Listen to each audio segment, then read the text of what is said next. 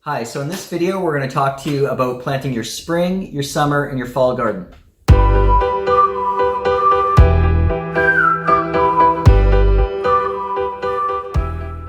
Hey, this is Gary McDougall from Grow the Food You Love. So first, we're going to talk about the things you're going to need to plan your garden. Start with some graph paper, like a pencil and a ruler, and a seed catalog. You get a seed catalog to give you all the ideas of the things you're going to plant. Okay, so the next step you're going to do now is you're going to draw out your garden beds. I'll show you here. I've drawn out my garden beds.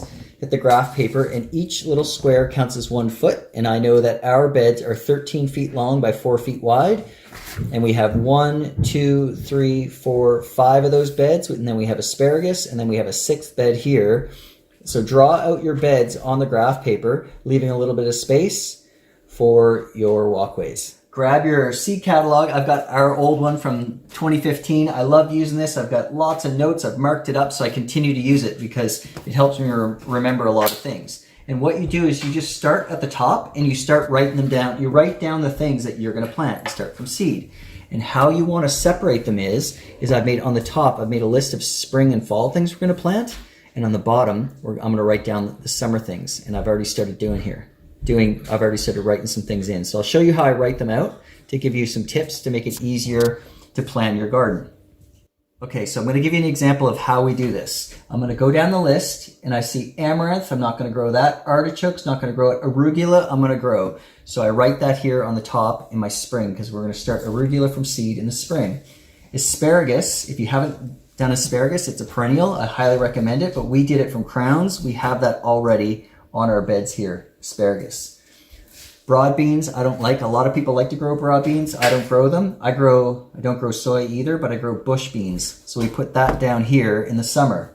And we go on like that. We go down the list. You see, and what I like to do is I like to bunch things together that I plant together. So for example, with beets, carrots, and radishes, I'm going to plant them together at the exact same time in our bed. So I put those together. Broccoli, cabbage, cauliflower, I will plant together and put in the exact same bed. So I plant those together. And then other things that I do that together, also I put like squash down here and I'll plant that with cucumbers because they will go in at the same time and they will grow on the same trellis.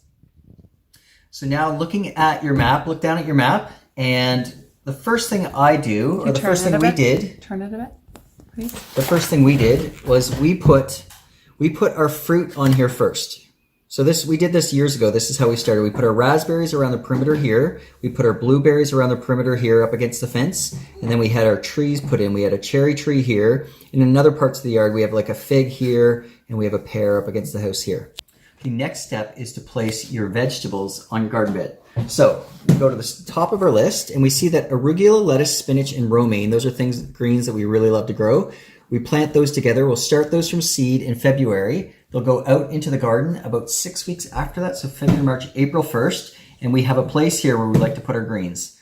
So there's a little garden that's a funny shape here down at the bottom. Every 6 inches, we'll put a start of the arugula, lettuce, spinach, and romaine. And I'll probably shoot for about 6 plants of each for our family. And that gives us lots of greens and lots of salads for that. Next, looking down on our list, we've got beets, carrots, and radishes. And so we look at our garden beds, and here's a couple of notes about beets, carrots, and radishes. I've got about 3 feet apart in each of these beds for beets, carrots, and radishes. And what I'm going to do is we're going to do succession planting. So I've got 4 rows here. 1 row that's going to be squash and cucumbers, but the next 3 rows are going to be carrots. This, and this is going to be carrots. So what I'll do is in April 1st, I'll do a 3-foot row of carrots. May 1st, I'll do another 3-foot row of carrots. And then June 1st, I'll do another 3-foot row of carrots. And I'll do the same with the beets and the same with the radishes. That way, you'll get a succession or months and months of those things. Yeah. Now, moving down the list, we've got broccoli, cabbage, and cauliflower. Now, this is where spacing is really important. We have a different bed over on the side of our house that gets lots of sun that I'm going to put the broccoli, cauliflower, and cabbage because we couldn't fit it on our garden bed. So with the cabbage we're going to grow a smaller variety, a tiara, which will grow 12 inches apart. So we have them spaced here about 1 foot apart. The broccoli and the cauliflower are a little bit taller and they need more space. They need about 18 inches apart. So we'll put them behind on the north side of the cabbage, and I'll just map them out like that. And we'll probably put about 3 to 4 plants of each, and we have just enough space for that in that side bed. Up here, we're going to plant this whole entire bed. We've got, again, we have drip irrigation, so we have 4 rows in our 4-foot beds, spaced 1 foot apart. We're going to do the entire row with onions. So onions like to be planted every 6 inches. So I could put a little dot every 6 inches. And on a 13-foot bed, we're going to get 26 onions per row. So 26 times 4 is 104. We get that many onions on that bed. And on the other side of the onions, we're going to get peas in that bed as well. So the top bed, like I said, we got the onions and we've got peas in that bed. In this bed, we're going to put celery, fennel, radishes, beets, and carrots. And you have to space them properly. So for example, celery are about a foot apart. So we've got about 5, 6, 7, 8 celery there, and fennel need about a foot apart. So 1, 2, 3, 4, 5. And then the radishes and beets and carrots are over here. On the top row, we're going to put in a trellis with squash and cucumber. Now, cucumbers like to be 1 foot apart. And then on the trellis, the squash need at least 2 feet. So I've got 1, 2, 3, 4, 5 squashes on that trellis. We'll put things like butternut squash, spaghetti squash, and a pumpkin. In the next bed, at the north end of the bed again, this is the south end down here. This is our north end. So on the north end of the bed, we're going to put the taller things. So we're going to put a tomato plant every 18 inches. And I've got 1, 2, 3, 4, 5, 6, 7, 8, 9 tomatoes in this 13-foot bed. 1 foot in front of it where the drip irrigation is, we're going to put peppers, which like to be planted a foot apart. So 1, 2, 3, got about 13 plants there. In front of them, we're going to do the same as this other bed. We're going to put celery and fennel, and then radishes, beets, and carrots. And where these were planted, we planted these in April and in May, say. We could plant these radish, beets, and carrots later in June and, I think June. Final beds, we've got a whole entire bed of corn. So again, we got the drip irrigation. We have 4 lines spaced every 1 foot, and we're going to plant the seeds in early May when we get some warm, sunny days. And we're going to plant them every 6 inches apart. And once they come up, we will thin them to 1 corn every foot. So on 13-foot beds, you get about 13 plants or so. Times 4, that's 13, 26, 52 plants of corn. That's a lot of corn. You'll be able to freeze it if you grew that much corn. This bed is garlic, and I put garlic in here. And we know that this is going to come out between July 7th and July 14th. So knowing that, we are going to start some Brussels sprouts. I've got Brussels sprouts on my fall list. I'm going to do about 10 plants to do a whole entire row of Brussels sprouts in the garlic bed when it comes out. So I like to plant garlic in a whole entire bed because I know exactly when it's coming out, and I know a bunch of stuff that can go in, like Brussels sprouts, like cabbage can go in, more celery, carrots and beets, that stuff will go in there in July.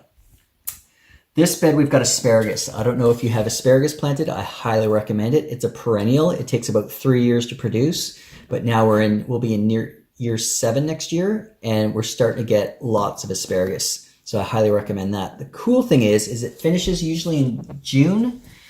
Ours finished in July. It was later this year because we had the cold and wet June.